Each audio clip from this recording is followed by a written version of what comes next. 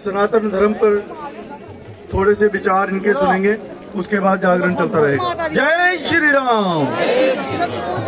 बोले जयकारा शेरावाली माता की। इस ग्राम के कुल देवता को मैं प्रणाम करता हूँ। सामने उपस्थित देवी स्वरूपा माँ भगवती स्वरूपा माताओं को मैं श्री चरणों में प्रणाम करता हूँ। और साक्षात राजराज श्री माता सरस्वती राजू विजयपुरिया जी के कंठों में वास है, मैं उनको भी प्रणाम करता हूँ।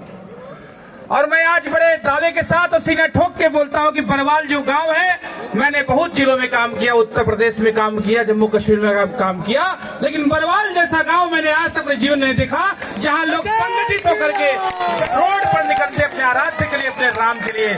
मैंने देखा उस समय भी जब अयोध्या जी के अंदर एक राम जी के भगवान की मंदिर बनाने के लिए इस गाँव के लोग भोर में 4 बजे 3 बजे निकल करके उस सब समाज को जगाने, सबको बारम्बार प्रणाम करता हूँ।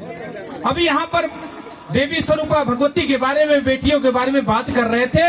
मैं कहता हूँ अगर ये बेटियां ना होती तो इस धरती पर भगवान राम का जन्म नहीं होता, कृष्ण का जन्म नहीं होता, शिवाजी महाराज का जन्म नहीं होता। अगर परमात्मा ने किसी को सामर्थ्य दिया है शिवाजी राम को जन्म देने के लिए, तो ऐसी बेटियों को, ऐसी माताओं को, कोख को ही सामर्थ्य दिया है जो हमारे सामने शिवाजी महाराज और महाराणा प्रताप को जन्म दे करके ऐसे आताताई दुष्टों का सर्वनाश करती है।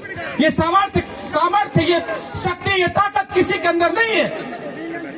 इस नाते कहा गया है अगर परिवार संस्कारवान बनेगा तो माता के हाथों से ही वह पुत्र से कहा, हे पिता, हमारी कुल देवता को इन मुगलों ने जंजीरों में जकड़ के रखा है, क्या आप मुक्त करा सकते हैं? उनके पिता ने कहा, मैं मुगलों का नमक खाता हूँ, मैं नहीं करा सकता। वो बिटिया थोड़ी बड़ी हुई, शादी हुआ, अपने पति देव से बोलती है, क्या आप मेरे कुल देवता को मुक्त करा सकते हैं? पति देव ने भी कहा, मैं मुगलों का नमक खाता हूँ, नहीं कुछ बोल सकता। उस बिटिया ने, उस माँ ने एक नया संकल्प लिया कि मेरे पेट से जो जब बच्चा जन्म लेगा उस बच्चा को मैं ऐसा बनाऊंगी कि मैं अपने कुल देवता को मुक्त करा सकूं। जब पेट में गर्भ आया, वह माँ जो 7वें 8वें महीने में प्रवेश करती है, एक ज्योतिषाचार्य के पास जाके कहती है कि मुझे ऐसा पुत्र चाहिए जो हमारे सपनों को पूरा कर सके, जो हमारे कुल देवता को मुक्त करा सके।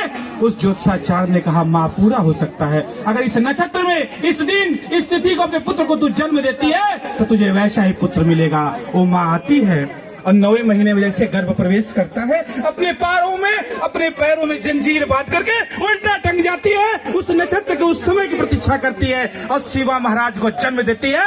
हाथ में कलम नहीं थमाती, तलवार थमाती है कि तुझे अपने जीजा के सपनों को पूरा करना है। छत्रपति शिवाजी महाराज को शिवाजी महाराज बनाती है। हम सब भी माँ यहाँ बैठे हैं, हम सबको भी संकल्प लेना पड़ेगा, आप किसी जीजाबाई से कम नहीं है, आप किसी कौशल्या से कम नहीं है, आप किसी जानकी से कम नहीं है, बस अपने शक्ति को पहचानना पड़ेगा। इसी गांव के अंदर शिवाजी महाराज, महाराणा प्रताप खड़े हो सकते हैं। इस भाव को हम सब आत्मसात करेंगे तो सनातन धर्म का जो डंका पूरी दुनिया में बज रहा है चारों ओर बजता रहेगा। आज भी भगत सिंह चंद्रशेखर आजाद की आवश्यकता है, हमें अपने मन से स्वीकारना पड़ेगा, तब जाकर के भगत सिंह चंद्रशेखर आजाद हमारे घर में भी जन्म ले सकते हैं। इन्हीं 4 शब्दों के साथ में अपनी वाणी को विराम देता हूँ।